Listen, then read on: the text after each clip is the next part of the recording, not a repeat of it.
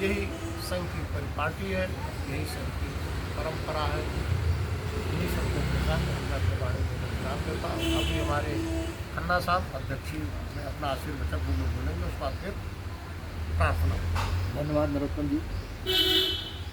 आप लोगों ने इनकी ओजस्वी वाणी को सुना। कुछ शब्द मुश्किल भी थे, शायद आप लोग अंदर तक ना पहुंच पाए। हम सामान्य भाषा में बताने का प्रयास करेंगे कि गुरु क्या है, पूर्णिमा क्या है और इन दोनों का आपस में संबंध क्या है। तो गुरु तो आप सब लोग जानते होंगे, स्कूल जाते हैं, मास्टर साहब से मिलते हैं। मास्टर साहब आते ही मान क्या करते हैं?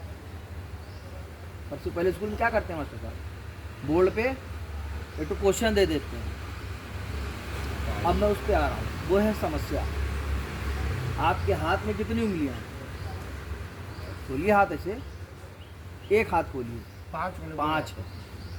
तो इन 5 उंगलियों का संबंध 5 इंद्रियों से है आपके, और यही गुरु देता है हर इंद्री पे कंट्रोल करने की विधा। कैसे? सबसे पहले वो देता है 7 से 5 S हैं, इसको याद रख लीजिए। गुरु क्या दे रहा है? गुरु आप स्कूल जाएंगे तो टॉफी नहीं देता, वो 5 चीज़ें देता है। मैनेजमेंट में भी हम लोग एक लेक्चर देते हैं, 5 S। कैसे? पहला S है समस्या, आते मान बोर्ड पे क्वेश्चन लिख दिया। दूसरा S है संकेत, अब हिंट देगा आपको कि कैसे इस समस्या को सॉल्व करें। तो संकेत कैसे देता है? अपनी वाणी से। ठीक। इसके बाद आता है संदेश, तीसरा S। संदेश कैसे दे रहा है?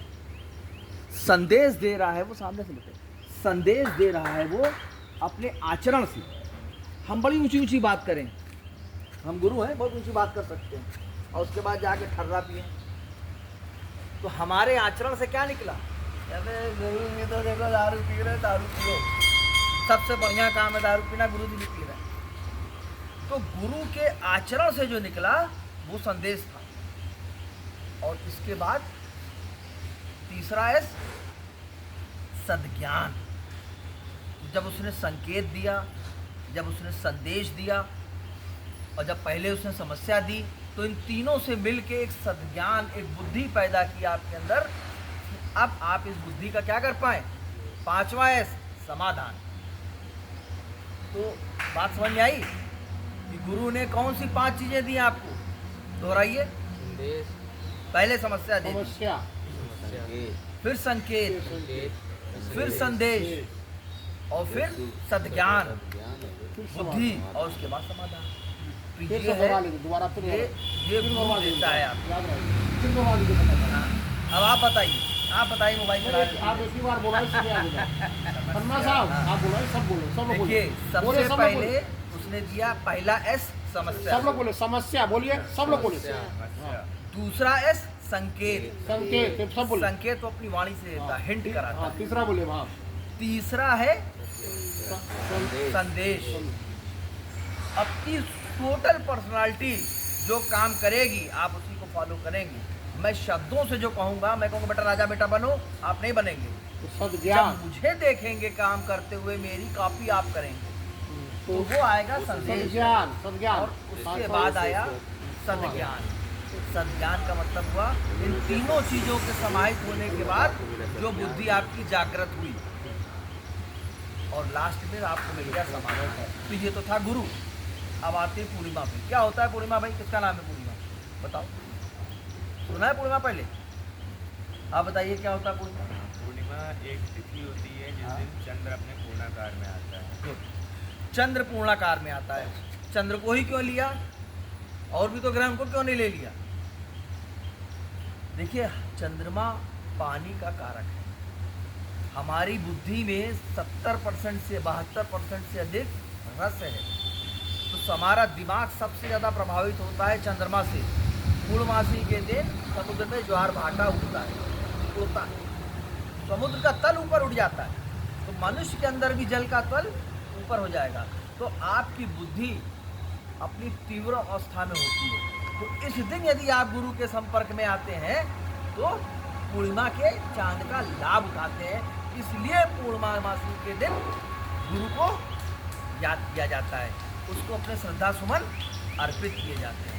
तो ये तो थी पूर्णिमा। तो अब गुरु और पूर्णिमा दोनों का महत्व आपने समझ लिया। अब चलते हैं हम लोग संघ की तरफ। एक्चुअली जब तक रीजन नहीं बताएंगे तब तक पल्ले ही नहीं पड़ेगा। अगला भी अब याद रहेगा, इसके बाद दोनों खत्म कर रहा हूँ। हमारे यहाँ भगवा ध्वज आपके सामने खड़ा है और हमारे दोनों पहले जिन्होंने संस्थापक थे केशवराम बलिराम पहचानते हैं, लड़की वाला फोटो कौन सी है, कौन वाली इधर साइड। इन्होंने 1925 में संघ की स्थापना करी और आज ही शताब्दी वर्ष यानी कि सितंबर में हम फिर 100 वर्ष पूरे कर लेंगे। 100 वर्ष की यात्रा संघ आज पूरी करके आ रहा है। अपने जीवन काल में इन्होंने पूरी तरह से समर्पण अपने को किया और 1940 तक आप संघ संचालक के रूप में काम किया। मगर गुरु किसको बनाया? ध्वज को। क्यों बनाया? जब संस्थापक वही थे वही बने रहते।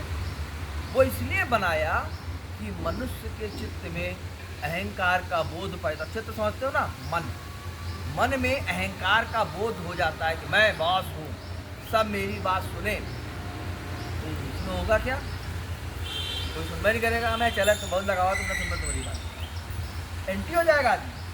तो उन्होंने कहा नहीं, इस परंपरा में कोई बॉस नहीं बनेगा, कोई गुरु नहीं बनेगा, सिर्फ ध्वज गुरु बनेगा और बाकी सब उसके नीचे काम करेंगे। तो 1940 के बाद हमारे गोविलकर साहब आए, जो बगल वाला चित्र आप देख रहे हैं, सदाशिवराव गोलवलकर, और इनके बाद दत्तात्रेय जी आए। दत्तात्रेय जी के बाद रज्जू भैया आए, जिनका कि यहाँ वो इलाहाबाद से संबंधित थे। उन्होंने कार्यालय भी, अपना स्कूल, अपनी प्रॉपर्टी सब दान दे दिया। उन्हीं के नाम पे रज्जू भैया विद्यालय चलता है।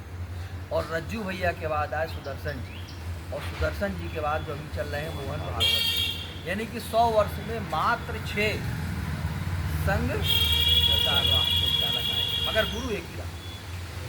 तो बातें बताने को बहुत है, मगर जैसा कि हमारे किसी के मन में वो विचार ना जाए कि हमें हमारे अंदर की हम सब लोग हमें को प्रणाम करेंगे।